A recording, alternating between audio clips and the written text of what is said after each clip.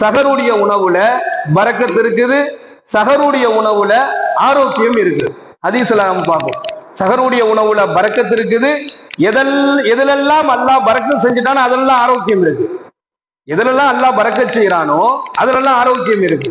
சாப்பிடக்கூடிய உணவை, உதாரணத்துக்கு நம்ம உணவு சாப்பிடுறோம்ல, சாப்பிடும் பொழுது அந்த நடுவு பகுதியிலிருந்து உணவை எடுத்து சாப்பிடக்கூடாது. நடுவு பகுதியிலிருந்து உணவை எடுத்து சாப்பிடக்கூடாது. அப்படி நடுவு பகுதியிலிருந்து உணவு எடுத்து சாப்பிட்டா அதுல அல்லாஹ்வுடைய பரக்கத்து இருக்காது. அவர் எதுல அல்லாஹ்வுடைய பரக்கத்து இல்லையோ அதுல ஆரோக்கியம் இருக்காது. அப்போ முதல் பகுதியிலிருந்து, தட்டினுடைய ஓர பகுதியிலிருந்து சாப்பிடணும் என்பதாக ஸல்லல்லாஹு அலைஹி வஸல்லம் அந்த வழிமுறையை சொல்லி தராங்க. அது போன்றுதான் சஹருடைய உணவுல பரக்கத்து இருக்குது, அதுல ஆரோக்கியமும் இருக்குது. அந்த சஹருடைய உணவுனுடைய அந்த சாப்பிடக்கூடிய நேரம் இருக்குதுல்ல, அந்த நேரத்தை அவங்க நமக்கு சொல்லி தராங்க. அதாவது தஹஜ்ஜத்தினுடைய நேரத்துல இருந்து, உதாரணத்துக்கு நம்ம சொல்லணும்னா ஒரு 3-3:30 மணி வச்சுக்கலாம்.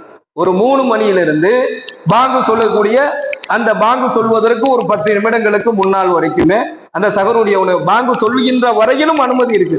சஹருடைய உணவை நீங்க என்ன செய்யுங்க, பிற்படுத்துங்க, தாமதப்படுத்துங்க. இஃப்தாரை, நோன்பு திறப்பதை நீங்கள் விரைவுபடுத்துங்க என்பதாக ஸல்லல்லாஹு அலைஹி வஸல்லம் சொல்றாங்க. அப்போ நம்ம என்ன செய்யலாம், பாங்கு சொல்லக்கூடிய அந்த நேரம் வரையிலும் சஹருடைய உணவை சாப்பிடுவதற்கு அனுமதி இருக்கிற காரணத்தினால சஹருடைய உணவை சாப்பிடுவதுல பரக்கத்து இருக்கு. அப்ப சஹருடைய உணவு நோன்புக்கு ரொம்ப முக்கியம், நோன்புக்கு ரொம்ப ஒரு முக்கியமான விஷயம். எனவே அந்த உணவை சாப்பிடாமல், அந்த நேரத்துல உணவை சாப்பிடாம நோன்பு வைப்பது நோன்பினுடைய அந்த முழுமைப்படுத்தாத ஒரு நிலையாக பெருமானார் ஸல்லல்லாஹு அலைஹி வஸல்லம் அவர்கள் சொல்லி தருகின்றார்கள். இரண்டாவது, இன்று ஓதப்பட்ட இறைவசனத்துல ஒரு துவா, முக்கியமான துவா. இந்த துவாவை அல்லாஹ்வுடைய தூதர் ஸல்லல்லாஹு அலைஹி வஸல்லம் அன்னவர்கள் அடிக்கடி ஓதி இருக்கிறாங்க.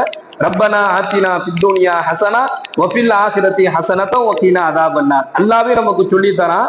அல்லாஹ்ட்ட நம்ம துவா கேட்கும் பொழுது ரெண்டுக்குமே கேட்கணும். சும்மா யா அல்லாஹ் எனக்கு சொர்க்கத்தை கொடு, எனக்கு மறுமையில சொர்க்கத்தை கொடு, எனக்கு மறுமையில நல்ல வாழ்க்கையை கொடு, எனக்கு மறுமையில என்ன செய்ய எல்லாம் கொடு என்பதாக மறுமையை பற்றி மட்டுமே நாம கேட்க கூடாது.